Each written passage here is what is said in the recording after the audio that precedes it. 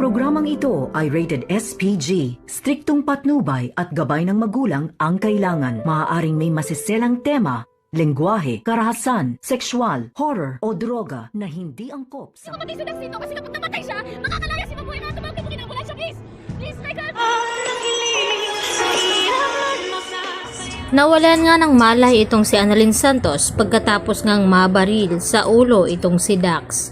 At dito naman nag-aalala itong si Regan at Michael na nilapitan itong si Annalyn at ginising.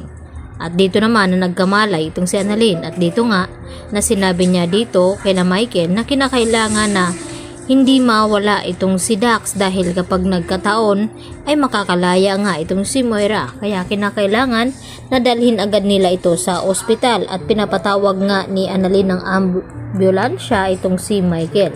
At agad naman na dumating ang ambulansya at dinala nga sa Apex itong si Dax at dito naman nagkakagulo ang mga ito dahil nagtatanong sila kung ano daw ang nangyari dito kay Annalyn at kung sino itong pasyente na kasama nito. At dito nga na ipinaliwanag ni Annalyn na nagkaroon nga ng shootdown dito nga sa restaurant kung saan nakipagkita itong sina Annalyn at Tenet dito nga kay Dax.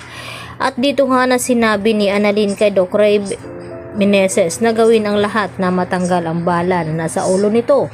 At hindi naman siguro malala ang kalagayan dito ni Dax. Subalit nang mailagay na nga ito sa operating room ay dito naman kinalulungkot nga dito ni Doc Ray Meneses dahil din sa ginawa din dito ni Zoe na tinutulungan niyang hindi na nga mabuhay pa itong si Dax. Kaya agad na ibinalita ni Ray dito nga kay Annalyn na hindi na daw nakayanan ng katawan ni Dax dahil sa maraming dugo ang nawala nito.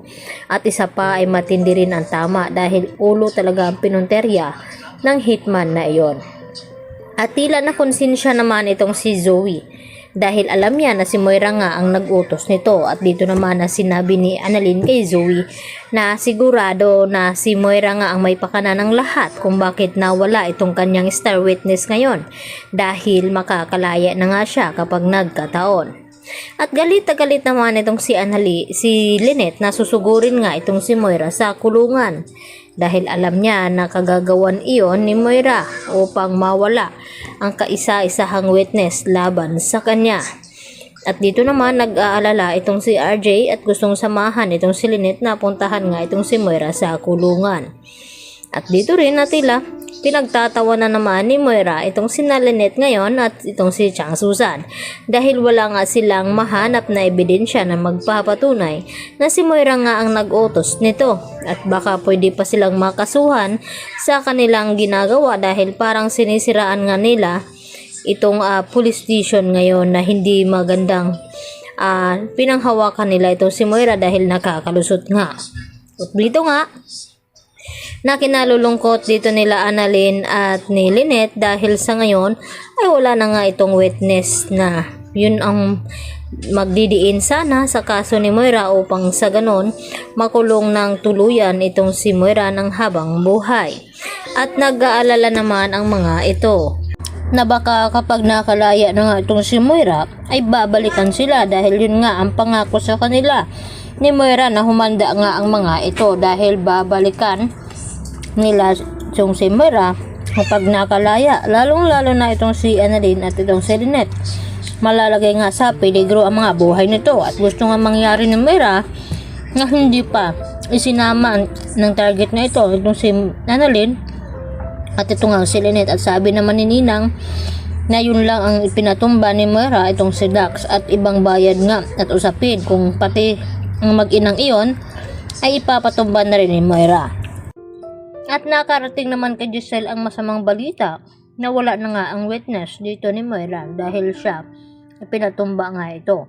Kaya dali-dali naman na bumalik itong si Giselle kay Maynila upang alamin kung ano ba talaga ang tunay na nangyari dito nga sa star witness. At kinalulungkot ni Giselle na hindi pa rin nila mabigyan ng hustisya ang nangyari nga dito kay Don Pepe dahil wala na nga itong witness ni Moira ngayon na magpapatunay at magdidiin sana sa kanya ng pagkakakulong ng habang buhay.